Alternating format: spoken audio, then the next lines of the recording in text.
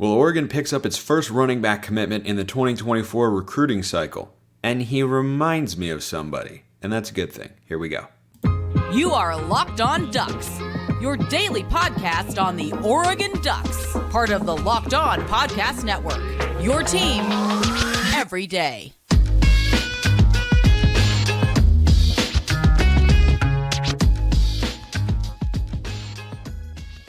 Yes, it is that time once again for Locked On Ducks. I'm your host, Spencer McLaughlin. Thank you so much for making this your first listen or your first view of the day. Part of the Locked On Podcast Network, your team every day, and your number one source to stay up to date with the Ducks. So if you haven't already, like, comment, subscribe, rate, review, please, and thank you wherever you listen to or watch this show. We've got lots to get to today. Another commitment in 2024. We got some safeties talk. We got some Ty Thompson talk. A little bit of everything. A smorgasbord, if you will. A potpourri. That's the word I would like to use because I'm a big Jeopardy fan. But anyway, let's start with the news of the day. That be Dewan Riggs, three-star running back, commits to the Ducks from the Washington, D.C. area. So in the last couple days, Oregon's picked up a couple commitments for its still top 10 nationally recruiting class in 2024, and they come from Pinson, Alabama, and the Washington, D.C. area. Boy, that isn't half bad for a school in Eugene, Oregon. And that's a testament to two things: where Oregon's brand is at on the recruiting trail, the fact that they can go into any part of the country and get kids that are considering other Power 5 schools, and Dan Lanning and staff, yeah, they're just grinders. That's what they do on the recruiting trail. We got plenty more of that coming on tomorrow's show as well, so make sure you tune in. Brian Smith will be here. But three-star Dewan Riggs commits to the Ducks. He chose Oregon over Minnesota, Pitt, Boston College, and Georgia Tech. Those are kind of the biggest and heaviest hitters here that Oregon was going up against. Now, is this a world-beating running back prospect? At this point in time, it does not appear to be the case. I always love to use as a great indicator of what should we expect from this kid, or how big of a recruiting battle was this, or how highly rated of a prospect is this kid, or how under the radar is he really as a three-star there? Is he under the radar as a three-star recruit? Another question that we'll be asking Brian in more detail tomorrow is what caliber of schools is he looking at? That's what I really think is a good metric of, okay, who did you beat out for this? And I'm not saying that I don't like the kid. I am saying I don't have otherworldly expectations, which is okay. I don't have otherworldly expectations for this guy because he was considering Minnesota, Pitt, Boston College, Georgia Tech. I agree with all of you who are saying, well, those are Power 5 schools. Yes, obviously, those are Power 5 schools. But is Oregon a bigger brand and a better program than all of them? Yes. So was Oregon the best offer he had? Based on the schools that he came down to, yeah, pretty much. So that could be because Carlos Locklyn knows how to identify talent, knows how to develop it, and knows what he's looking for. It could also be that Oregon just saw something that they liked, and this is a kid who isn't expected to be the number one running back one day. But he reminds me very, very much of somebody. And I'll jump down in my notes into that particular note, because when I watch him, and one of the reasons I think Carlos Locklyn likes him, he reminds me a lot of Noah Whittington. That is what I see when I watch his huddle highlights and, what other film I was able to scrap together. But mostly that. When I watch him, I think there are a lot of similarities between the two. Now, Whittington's a little bit more built out. Riggs is 6 foot, 202 pounds, but very fluid athlete, easy mover. He's got breakaway speed. He's shifty. He's got a power element to him, but really it's his ability to make lateral cuts and then kind of explode, right? It's like a hybrid between LaMichael James and C.J. Verdell. Verdell was a one-cut, run straight, and be physical kind of back, and LaMichael was, the shifty, chop your feet, make lateral cuts sort of guy. Whittington is like a hybrid of the two, right? He has that downhill physical element, but he also has that ability to move laterally exceptionally well. His best run, he had a couple in the Washington game as well. He had a great touchdown run there where he did it, but I think his best run last year, Noah Whittington. Go watch the Arizona game from last year. His 55-yard touchdown scamper is a really impressive run. It's an outside zone play, and he cuts it up hard with a lateral cut, makes another shift around a defender, and then he has the home run speed. And I think that That's something that Riggs definitely brings to the table. His highlight film is a lot of, big time home run hitting plays, which is obviously what you're going to put on there as a recruit. Make yourself look as good as possible. But I'm not entirely certain, and this is something I'll probably ask Brian about tomorrow, what caliber of competition he's going up against. That may be because you look at, his physical stature, 6 foot, over 200 pounds. That has the makings of being a 4-star kind of guy, but he might only be a 3-star because he's not going up against the creme de la creme of high school football. So I think this is a nice get for the Ducks. I don't have incredibly high expectations for him, but do I see the potential? Do I see the upside? Well, if I'm talking about him in the same breath and directly comparing him to the guy who is clearly Oregon's 1B running back this year in Noah Whittington and was their second leading rusher a year ago, then yeah, of course there's potential. All these kids have potential. You're not going to offer someone who just shows absolutely nothing. You have no idea why they're offering. Doesn't automatically mean they're going to become a superstar one day, but it doesn't mean they can't just become a really solid player for the Ducks. So he's a top 60 running back, as we kind of talk about the recruiting commitment and impact here. Top 60 running back in the country, according to 24/7 Sports. Again, not bad, not terrible, not great, just like solid. Really, really. And every class is going to have those sorts of guys. And you never know what they can develop into. And we know for a fact that Carlos Lachlan is one heck of a developer of talent. We have seen that happen, right? Bucky Irving was, a 4-star recruit, 4-star transfer. He's done very well. But Whittington was kind of flying under the radar. And I think his profile has elevated quite a bit since coming over to Oregon. So top 60 running back according to 24/7 Sports. That leaves Oregon's class at number 8 nationally. Again, it's not the sort of world-beating or big-time ranking altering commitment here for the Ducks, but it is the first for Carlos Lachlan at his position group, that being running backs, of course, and we all, I think, like Carlos Lachlan quite a bit, and I feel inclined to trust him. Like, if he likes what he sees from this guy, and I kind of like some things that I see, yeah, and I think the potential is absolutely there. So going into next year with Dewan Riggs on the roster, the running back room is left in a really, really interesting spot. So as of right now, Noah Whittington and Bucky Irving have another year to return to the Ducks after this season if they want to. They're obviously not required to. They could go to the NFL. Maybe they want to transfer again, be the number 1 guy somewhere. I don't know why they would do that, but because they're in such a good spot right now. But hey, you never know, right? Lots of things can change between now and the end of a college football season. But they have another year of eligibility if they wanted to. And I know they already, used their one-time freebie transfer, but I've gotten the sense over the last few years that the NCAA hands out, exemptions and waivers and whatnot like candy on Halloween sometimes. So, but let's say, they stick around. You'd have Whittington and Irving, Jordan James, Dante Dowdell, Jaden Lamar. You have some walk-ons in the room, but that's 6 scholarship running backs right now going into next year. Does not mean Oregon is not going to continue to pursue a guy like Nate Frazier, who's a highly rated running back recruit and who I've heard Carlos Lachlan is really, really high on coming out of the high school ranks. I'm pretty sure that's a modern day kid, and he's got a lot of potential, a lot of upside at that position. And as we always talk about, never hurts to have more talent. Never a bad thing. There's no downside. Guys could transfer out. All right. But you don't know who's going to rise up the depth chart. You don't know who's going to be where. You don't know who could get hurt. You don't know when you're going to need these guys to suddenly step into a big situation. So I think 6 scholarship running backs as of now going into next spring leads me to believe they probably don't take more than 1 more high school running back in the 2024 recruiting cycle. I could definitely see them doing that, but I can't imagine it would be more than 1. They, of course, have a better sense, they being the Oregon coaches, of what Noah Whittington and Bucky Irving are thinking right now. But the Ducks recruiting class stays in the top 10, right smack dab at number 8, as it was with the Jaquan McCroy commitment, which I talked about on yesterday's show, and now Dewan Riggs as well. Now, Riggs has a path to playing for Oregon one day. He absolutely does. It is not exactly a cakewalk, though, given the talent in the room.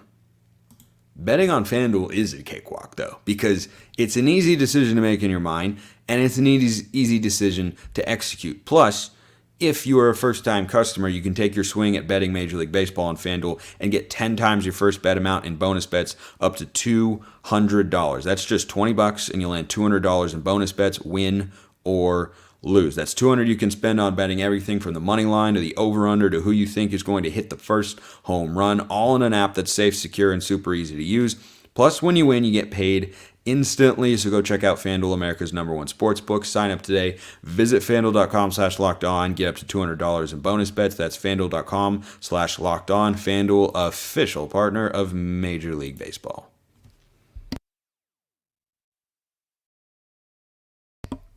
That is the sign and sound of a show host who's got his second segment sip and is ready to keep things going here. So I believe there is a path for Dewan Riggs. We could definitely see him being a guy who plays for Oregon, is a regular rotation guy. Maybe he bulks up a little. Maybe he slims down a little, becomes a little bit more of a speed back. He certainly has the breakaway speed, this sort of speed. He had this run on his reel that reminded me a lot of Noah Whittington as well, that when Whittington committed, one of the highlights that I saw from him was a big run in a bowl game, and he had this sort of speed to get to the second level, and then two DBs were coming down trying to converge on him, and then he just split them right up the middle because he had that sort of straight line speed. I think Riggs very much has that, and that's one of the many reasons I looked at him and thought, I see a lot of Noah Whittington there. But going forward, his path to playing time is not an easy one, which is a good thing for Oregon.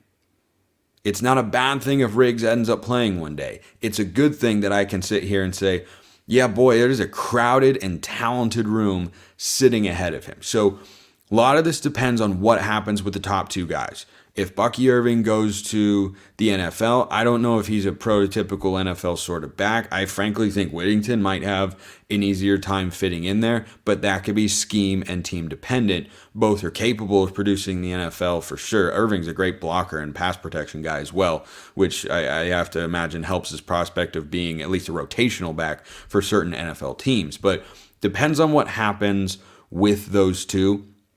But if they both return next year, I don't think Riggs sees the field as a true freshman. And I mean, for that to happen, he would need at least one other running back to transfer that looks like they're going to be ahead of him on the depth chart, right? Whether that's Jordan James, whether that's Dante Dowdell, whether that's Jaden Lamar.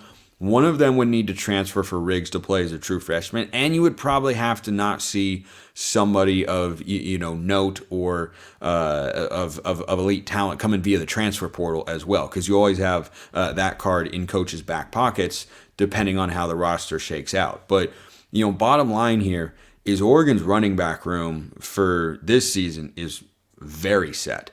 For next season, it also looks set really one way or the other. Like if you told me right now, let's say that Irving and Whittington both decide to go to the NFL draft. You're then left with Jordan James, who we know is a good short yardage guy, and I actually think is pretty nice between the tackles, and also kind of runs like Noah Whittington with that low center of gravity, power, good lateral movement. But we know what he's capable of.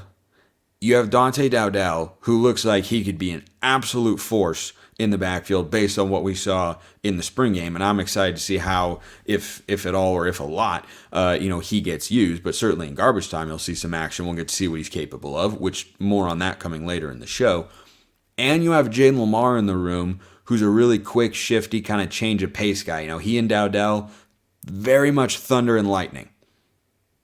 So when you look at that, I just don't feel bad one way or the other about oh boy, really, would I like Whittington and Irving to come back for a third year? Yeah, sure, of course.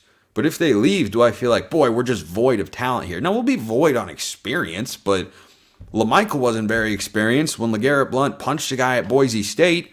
That experiment worked out pretty well. Plus, going into next year, Dowdell would be entering year 2. James would be entering year 3. Lamar would be entering year 2. Not sure how much Jaden Lamar plays this year. Probably not a ton. But I just think Carlos Locklyn has done an outstanding job of having the room prepared for this season with the depth, talent, and experience you're looking for, and also keeping an eye to the future and saying, okay, we need to be set down the line as well and have options.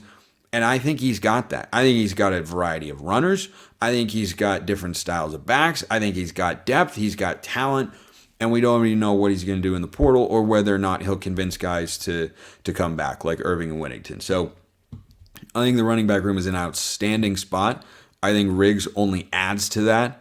That level of depth and just, kind of security at the position going forward. And look, there are a lot of different ways that stuff can play out, and we'll cross that bridge when we come to it. But for now and in the short-term future, boy, I feel pretty darn good about where Oregon's running back room is at. I mean, Lachlan's a stud. No soft cookies. There are no soft cookies with Carlos Locklyn. That's not allowed. Absolutely, positively not. All right, let's talk about the safeties, because I saw this on Twitter the other day, thought it was interesting and potentially encouraging for the Ducks. So, Oregon going into next season, according to PFF, Pro Football Focus, of returning players from college football a season ago, Oregon has 3 of the top 10 highest graded returning safeties in the Pac-12. Not in the country. That would be ridiculous. And we would be talking about going to the playoff and winning the national championship if we had all those sorts of guys on our defense and how great. Anyway, so it's not at that level. But still, this is a position group a year ago that was just lacking. They were lacking in production. I think they were lacking in consistency. They were lacking in coverage. They were lacking in big plays.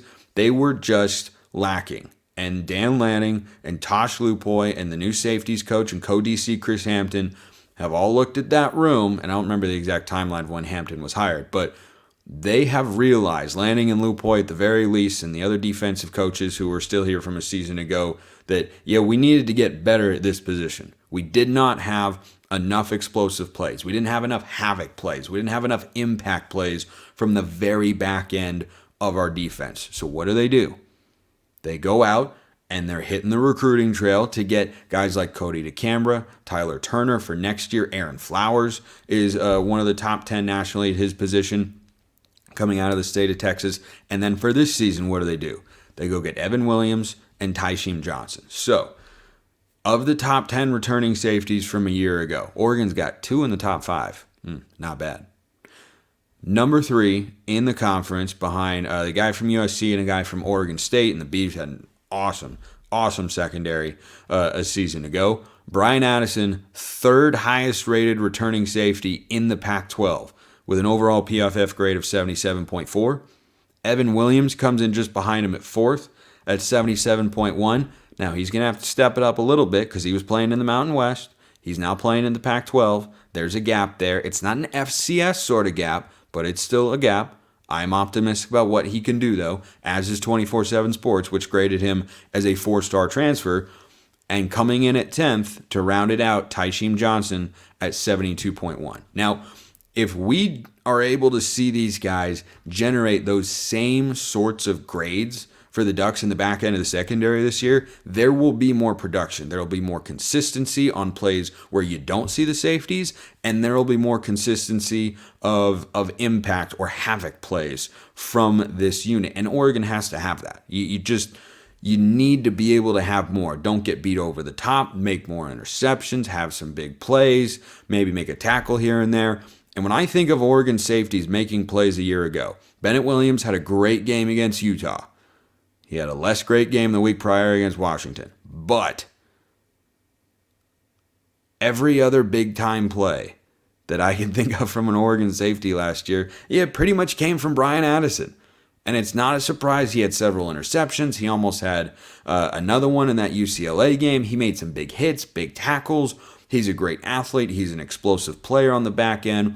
I really, really like Brian Addison. I think he's poised for a big-time final year here with the Ducks. But Evan Williams and Tysheem Johnson earning those PFF grades of 77 and 72, those are not everything, right? I always say stats are a starting point, not an end point. But I think this is a pretty good barometer of where these guys were at a season ago, where we should expect them to be this year. I mean, Tysheem was playing in the SEC. If he gives us that sort of production again, could be pretty darn good. And here's the kicker.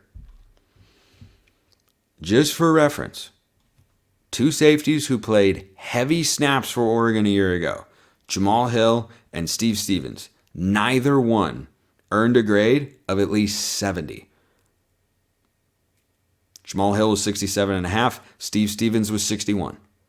Now, Bennett Williams, who had his moments, had the Utah game, had the Washington game. Giveth, taketh, right? Did some things very well, did some things not so well. He had an overall grade last year of 73.3, but that was greatly bolstered by the fact that he was, as I have said, really, really good against the run. His run defense grade last year was 86.2. That is what landed him an undrafted free agent contract with the Miami Dolphins. He can struggle in coverage.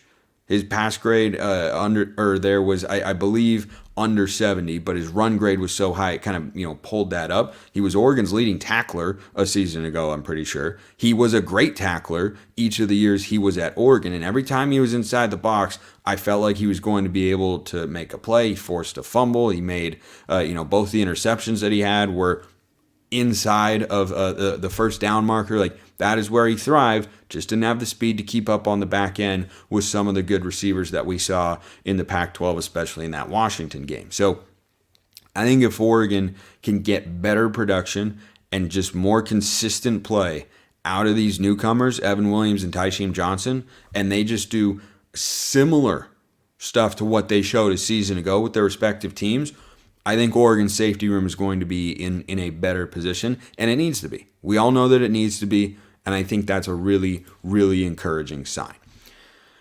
All right. One final topic for today, and it's a mailbag question. You know I love the mailbag questions. Always have, always will. YouTube comments, or hit me up on Twitter at smalls_55 or at LockedOnDucks. DMs and mentions wide open. Hold on, I need a third segment sip here. When you spend as much time in the sunshine as I do, out on the golf course, which I have played 7 rounds in the last 10 days, you tend to work up a general thirst. It just happens, even though I'm drinking water all the time. This question from Aaron Turn 5954. Again, I don't know, whatever does it for you guys. If y'all had to make a betting line for the amount of time Ty Thompson will get to play in the Portland State and Hawaii games combined, what would it be? I would take the over of 2.5 full quarters.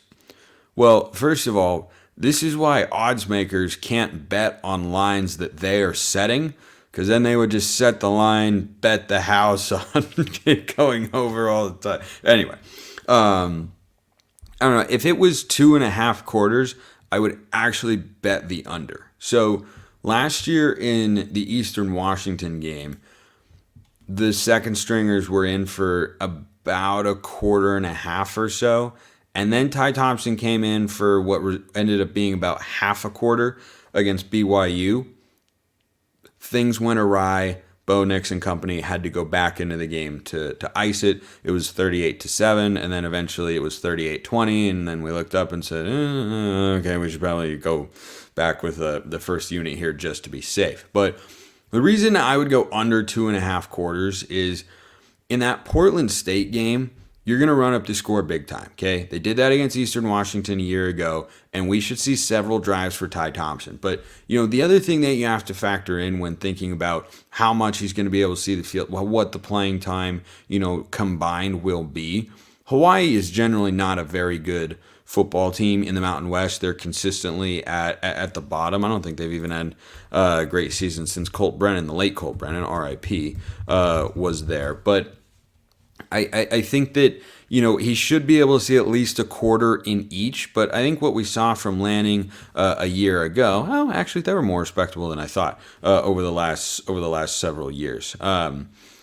I guess I can't see their 2022 record, but they've been like an average to mildly above average Mountain West team. But it's at Autzen Stadium. Oregon should beat them by a lot. But in the Eastern Washington game a year ago, Bo Nix stayed in longer than, frankly, I thought he perhaps should have. And I think part of that was to kind of recuperate the offense's confidence after the disaster in the Georgia game. But Portland State is week 1 this year, and with Will Stein at the helm, I really feel like going into that Texas Tech game, you're going to see the staff maximize the number of snaps, within reason and logically that you can give Bo Nix with the first team offense against the Vikings in week 1 on September 2nd. Sadly, I will not be there, but I know that many of you will cheering that on, and that game should be, absolute blowout, no problem, anything like that. But I think they might want to give him just a little bit more. And then you also have to factor in that when they go into the game, like, you're shortening the game at that point, right? It's not as if they're going to let Ty, throw it 25 times in 27 snaps in either of these games. They're going to hand the ball off a pretty decent amount and kind of shorten it down. So even if it is a little over a quarter, it's not really like a quarter of opportunity for him to go in. But I expect him to get more than a few chances to lead drives down the field against Portland State. And Hawaii should be the same sort of thing. I don't think it's going to be as easy as Portland State. That's the other part of it. I would suspect maybe a drive or two late in the game against the Rainbow Warriors. Hopefully it's more than that. Hopefully, he's able to play starting midway through the third quarter because we have a 7-touchdown lead that I think they'd be able to protect whether Bo Nix is on the field or not. But I would probably lean towards just a little bit under your over-under there of 2.5. It'll probably end up averaging out in that area approximately. But I think with the new OC, and wanting to be as ready as possible for the Texas Tech game, I don't think they want to limit Bo's snaps in a huge way. Like, what you have there, but you also have a new OC, so you're trying to, work out all the kinks and that sort of stuff. But great question. Keep them coming. YouTube comments or on Twitter at Smalls_55 or at Locked On Ducks. DMs and mentions wide open. Appreciate everyone listening. I will see you next time. Have a wonderful rest of your day, and go Ducks.